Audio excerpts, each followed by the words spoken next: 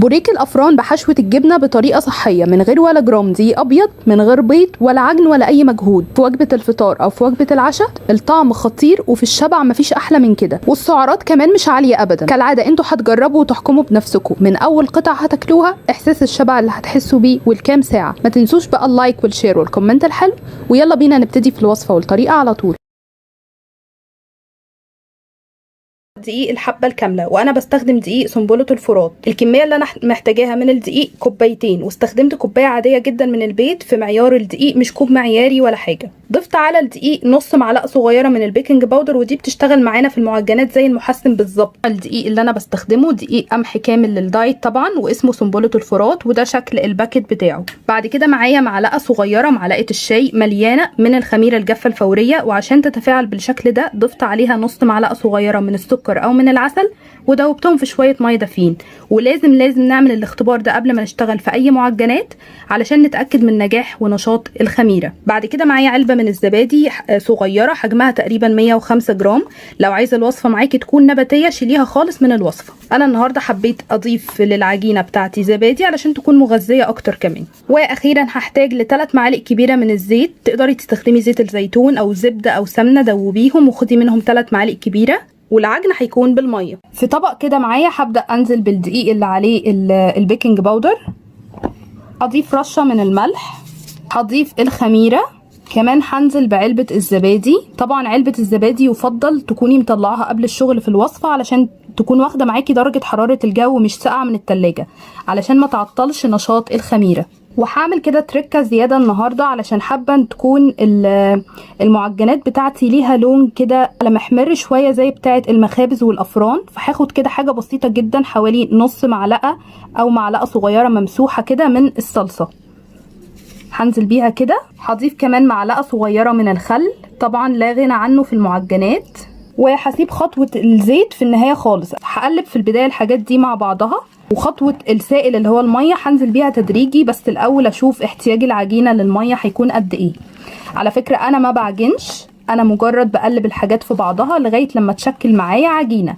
اللي متابعني عارف ان المعجنات بتاعتي انا ما بعجنهاش، وباخد نتيجه خطيره في النهايه. بحب اسهل عليا وعلى المتابعين بتوعي. هزود شويه حاجه بسيطه جدا كده الصلصه، عشان حاسه ان لونها مش قوي، يعني نقدر نقول معلقه صغيره من الصلصه. خلاص كده انا اهو قلبت كل حاجه كويس جدا. هبدا انزل بالميه. معايا كوبايه ميه دافيه من نفس الكوبايه اللي استخدمتها في معيار الدقيق النهارده، علشان اعرف اقول لكم في النهايه هحتاج قد ايه بالظبط من الميه، تبقوا انتوا عارفين برضو تقريبا ان انتوا ممكن تحتاجوا زيي. هزود شويه ميه كمان.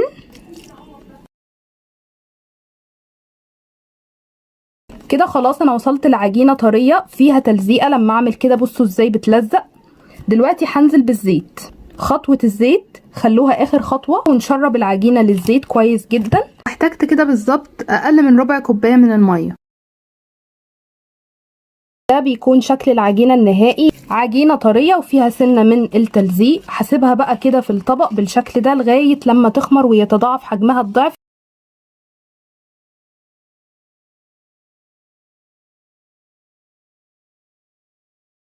ده كده معايا بيكون شكل العجينه بعد ما خمرت، ما شاء الله تضاعف حجمها الضعف تقريبا.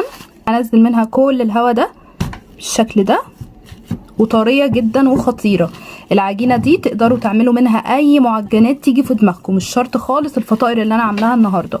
في المكان اللي هشتغل فيه المره دي مش هرش رشه من الدقيق، هدهن مسحه بسيطه جدا من الزيت. مش عايزه العجينه بتاعتي تنشف لما افردها على دقيق، عايزاها تفضل طريه وجميله بالشكل ده. وهقطع العجينه بقى بحجم الفطائر اللي احنا عايزينها. شوفوا انتوا عايزين تطلع صغيره ولا كبيره، دي ترجع لكم انتوا. شايفين ملاحظين العجينه طريه ازاي؟ هو ده العامل الاساسي معايا في نجاح العجينه. ودي كده ما شاء الله الكميه اللي طلعت معايا بعد تشكيل العجينه كلها لكور بالشكل ده. هاخد اول واحده شكلتها معاكم كوره، ابدا اشتغل فيها عشان دي تكون ريحت. هاخد كده العجينه بتاعتي وابدا ان انا افردها. مش محتاجه نشابه ولا حاجه خالص، الموضوع بسيط وسهل جدا. وابدا احط حشوه جبنه، اي نوع جبنه بقى انت حابه تحطيه في الحشوه حطي. انا معايا جبنه بالفلفل، واقفل العجينه بتاعتي كده. طبعا لو في حته زياده كده في الجنب فاضيه اشيلها. ده بيكون شكلها. هرصها في الصينيه بالظبط بالشكل ده. نعمل مع بعض واحده كمان اهو.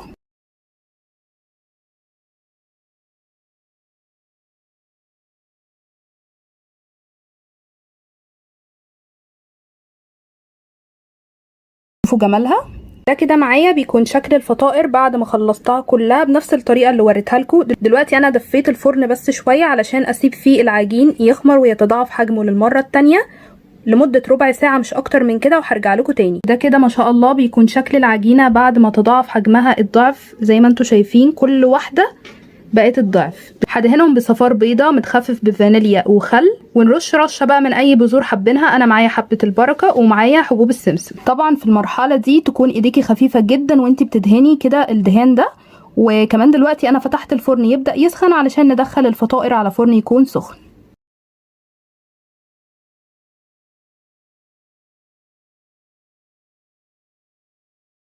ده بيكون شكلهم النهائي. دلوقتي انا هدخلهم الفرن السخن على درجة حرارة 180 في الرف الاخير خالص اللي هو قريب من النار. ما بتاخدش وقت خالص وبتستوي معايا بسرعة جدا.